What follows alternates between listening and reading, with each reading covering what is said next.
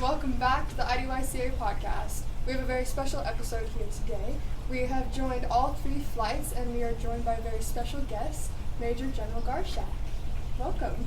Thank you. Glad to be here. All right, so we will be asking him a few questions today. We will be getting to know him as well as you. So, for starters, where did you grow up, and what was it like? Where did I grow up? That was always a hard question growing up when people say, where are you from? Because I actually grew up in a military family. I was born in Gettysburg, Pennsylvania. At about 3 years old, moved to Fort Lee, Virginia. Then later on moved to Arizona, then to Korea, then back to Arizona, and that's where I went to high school and college. So I had a, it could have been a hardship moving all those times, and it is for a lot of military youth, but my parents did a good job of I have 4 brothers and sisters as well, so they did a good job of getting us excited about where we were moving to, and so I was always looking forward to it, and making a bunch of new friends and having new adventure. So you like the moving around? I actually enjoyed it. Like I said, for a lot of military kids, it's hard, it's traumatic because they have to leave friends, then they have to make new friends. So I think it's just like anything in life, it's what your attitude is. If you look at the positive, you'll probably enjoy the positive outcomes. And if you dwell on the negative, then that's probably the reality you'll be in. All right, so you mentioned something about attitude. What was your mindset like growing up and moving around all the time? And did you have a hard time meeting new people and making new friends and having to meet them? How was your mindset? I did. I was, me personally was a little bit of a shy introvert kid. But what really helped me out is whenever I would move to a new place, I grew up, playing baseball, football, basketball. Just like most kids at ages, we played all the sports. So usually pretty soon after moving somewhere, a new sport started up, and I'd automatically have 20 to 40 new friends, and just that's how I assimilated into my new environment, is joining the sports teams. Did you ever do wrestling? I did wrestling 1 year in 7th grade in Arizona, and I wasn't very good at it until I didn't like it very much, so I took up golf after that. So what was your favorite sport, and like what you enjoyed most? Okay, well, growing up, my favorite sport was baseball, and up until I was a senior in high school, that was my career plans, was to be a professional baseball player. And I went and tried out for the colleges, and I wasn't quite good enough to get an athletic scholarship. So that's why I joined ROTC, because I wanted to get the scholarship. So since I wasn't good enough to play baseball, I said, well, who else will pay for my college? And the Army ROTC program did. Did you ever face adversity? Because I'm sure that living around was hard on you and your family. Did you ever face adversity? Well, I think yes. Everyone faces adversity.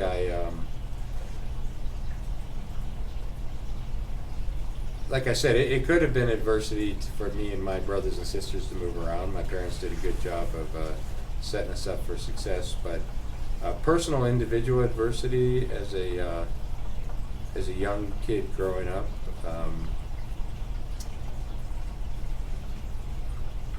no, I can't. Nothing sticks out, and maybe there was, and it's a suppressed memory. But I had a pretty enjoyable childhood. Yeah. So moving around, I'm sure that you got a taste of probably a little bit of different cultures. I'm assuming yes? Yes. Yeah? Yes. Music today is a major part of a lot of people's lives. Mm-hmm. Do you have like a specific type of music that you like, or is there anything that you kind of turn towards to if you get to choose what you listen to? Well, yeah. Well, I don't know. I like good music.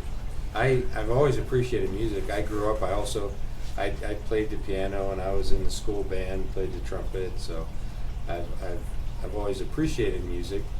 I don't like one form or genre of music over others. Probably the songs I like the most, if I turn the radio on and listen to a song, are the ones that were in the 80s. Oh yeah. Because that's when I went to high school and college. Yeah. My kids make fun of me because I really like Neil Diamond. But Good choice. yeah.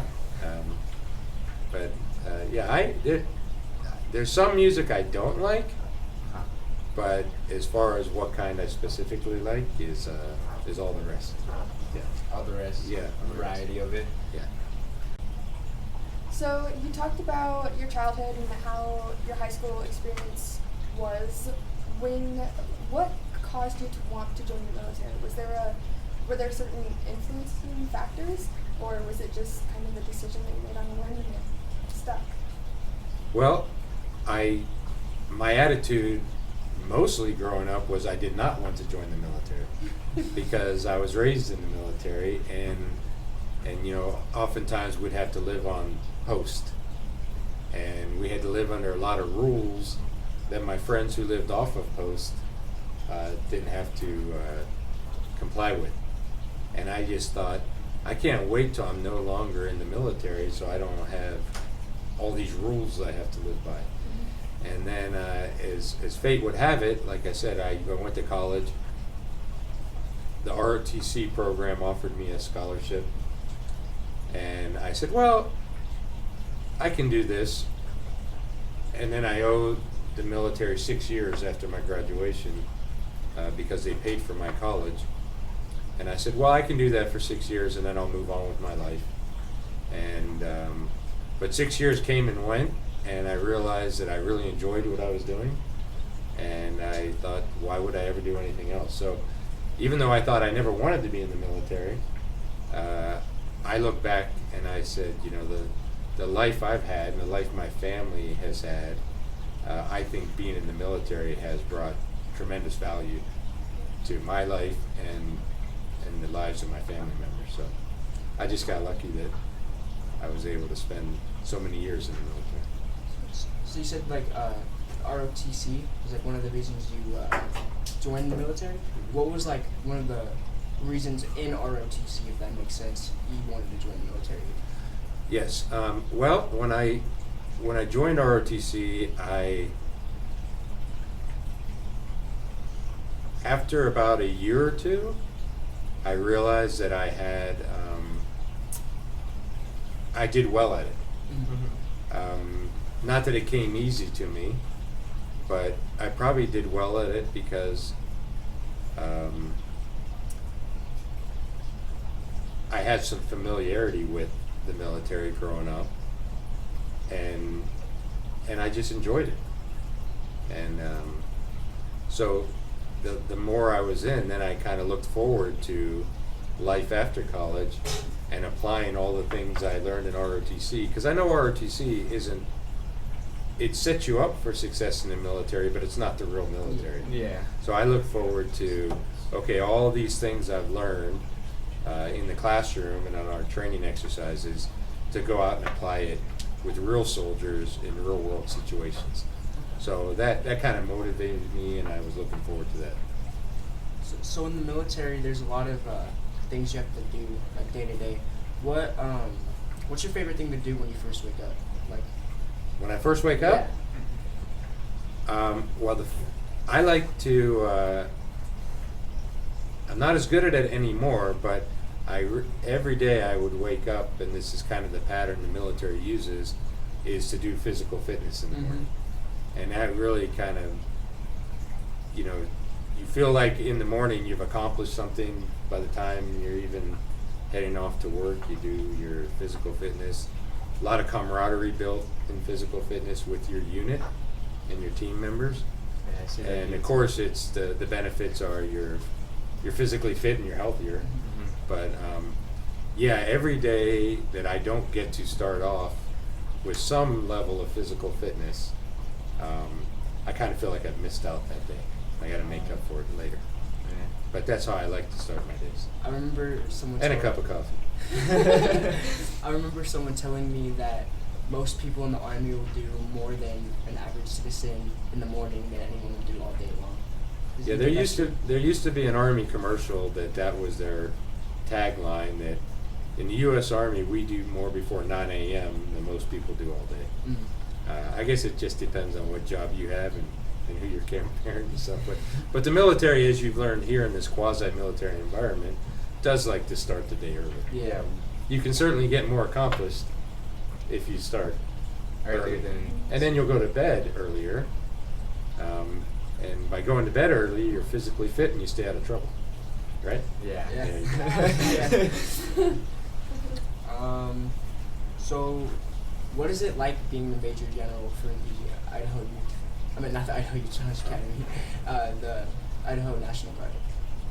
It's quite a rewarding experience. I never really set out to become the Adjutant General of the Idaho National Guard. I was really excited and proud when I got promoted to Colonel, and I just assumed I would retire at that rank because that's a high rank to attain, and most officers retire. And the ones who make General, normally it's just because of timing or opportunity, and that opportunity crossed my path when the previous Adjutant General retired, and the governor selected me to be the Adjutant General. So it wasn't something I was expecting, but I embraced it, and looking back, I've been doing it for about 5.5 years. It's far and away the most rewarding job I've had, and because of the tremendous organization that we have, and I get to be a part of that and represent that organization throughout the state, throughout the communities, and at the national level as well. Are you still striving to? Because I know it goes from Major General to Lieutenant, right? I think. Yeah, Major General, Lieutenant General, and then General is a 4-star general. Are you still striving to be like a lieutenant, or? No, because in each state there's a Major General who Uh-huh. serves as the Adjutant General and Commanding General for that state. Oh, okay. And that's the highest one. If I wanted to go to become a Lieutenant General, a 3-star or 4-star, I would have to move somewhere like Washington D.C. Oh. And I've decided that the Major General job in Idaho is the best job, and that's going to be the last job I do in the military. So no, I'm not striving. But that opportunity does exist. Our current 4-star general in charge of the National Guard Bureau was the Adjutant General Oregon, Uh-huh. and the current 3-star general in charge of the Army Guard back in Washington, D.C. was the Minnesota Adjutant General, and the 3-star general in charge of the Air National Guard in Washington, D.C., he was the Colorado Adjutant General. Have you met them? Oh, they're all friends of mine. Oh. Yeah, we get together several times a year, and we decide, what's best for the National Guard as a whole. We share experiences from our state, and help make policy for the National Guard and for the Department of Defense as a whole, because the Department of Defense has active duty, National Guard, and Reserve. So the policies that they have to incorporate all three organizations to make sure that they're applicable and we're able to implement them across the total force. So yeah, I get a chance to go back to Washington, D.C. several times a year to help shape the policies of the Department of Defense. Oh, right. Yes. What do you like best about Idaho being Major General of the Idaho National Guard? Yeah, Why Idaho? Right. Well, I moved here in 1993. Consequently, I had 2 young daughters, like age 2 and 1, and I knew I was going to have to keep moving around in the active duty Army. Yeah. And I thought, wouldn't it be nice to raise my kids in a nice place where they didn't have to move all the time? And Idaho offered me a position out here So I moved here in 1993, and have been here ever since. And I consider myself very blessed and fortunate because I had never been to Idaho before. I wasn't really even sure where it was at when they offered me the job. But I can't imagine a better place to live and raise a family and work. So, but the thing I like the best about this job, like I said earlier, is I work with tremendous people every day. And you know, very professional, outstanding organizations. The Air Guard, the Army Guard, and to include the Idaho Youth Challenge Academy. So to add on to that, like, what is your favorite part of the Idaho Youth Challenge Academy? You, the cadets. Yeah, like I said the other day, I really enjoy when I'm out and about. Maybe I'm at a restaurant or shopping, and I just run into a young person, and they'll come up to me. And normally they come up to me and stand at attention, and they're in civilian. I go, oh, must be a challenge graduate, but they just introduced themselves. They said they remembered when they met me, and how well they're doing and how much they appreciate the opportunity to go to these challenges. So It's definitely. I think the youth challenge is any youth challenge is definitely life changing if yes. you decide to make it back. And I also get contacted by parents and grandparents whose children or grandchildren came here. And they'll reach out to me and tell me how much they appreciate what this organization does and the fact that we run it. So Yeah, this place really does change lives. Like, it's changed my life in the past 2.5 months we've been here, and for the better too. Like you said earlier about the waking up and doing PT. I have never felt like this healthy in my life, and it feels amazing. one of our core components, right? Yeah. Yes. What progress do you see, like, in the Idaho Youth Challenge Academy going forward into the future? What progress do I see? Okay. Well, first and foremost, right outside, you probably noticed the construction. Yeah. For about the last 7 to 8 years, we've been submitting a budget to the state legislature to get funds to build permanent barracks facilities for the cadets. Because,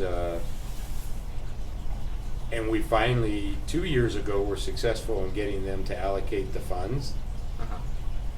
And so we got enough funds to build it at the cost it was 2 years ago. And over the last 2 years, construction costs have nearly doubled. So we had to go back to the legislature, and fortunately, because of the support of the governor and the Finance Appropriations Committee of our state legislature, they appropriated additional money, so we're going to be able to finish those barracks. So hopefully, sometime around late summer next year, the cadets who come up here won't be living in those barracks that you enjoy so much, but we will have brand new barracks. So that's the near-term future improvements that I see for Youth Challenge. All right, and I did have one more question. Is there any advice that you would give any future cadets or cadets that are here right now, like, for us to go on forward with our lives? Yes, I'll give you some advice. Because some cadets, you know, it's a 5-month resident program and then followed by a 12-month non-resident program. Yeah. And I think our statistics over the 10 years we've been doing this is about 85% of the cadets throughout that year remain placed, meaning they're either in school, they got a job, or they're in the military or something, and what we did here took hold and carried them through to some level of success. Yeah. And then that's what we're trying to do for you, to help you get there. The ones who, some don't, because I think they jump right back into their environment and they allow themselves to be influenced by whatever was influencing them prior to coming here. And so my advice is take on the leadership role of you being the influencer when you go back. If you go back into your high school and you're hanging out with the same kids you hung out with before, instead of letting them influence you to be how you used to be, maybe you can be the example to kind of carry on what you learned here and share that with them. That would be something I think you should look for that opportunity. Thank you. I wanted to thank you for coming onto the podcast with us and giving us this chance to have a conversation with you and get to know you too. But that's all the time we have for today.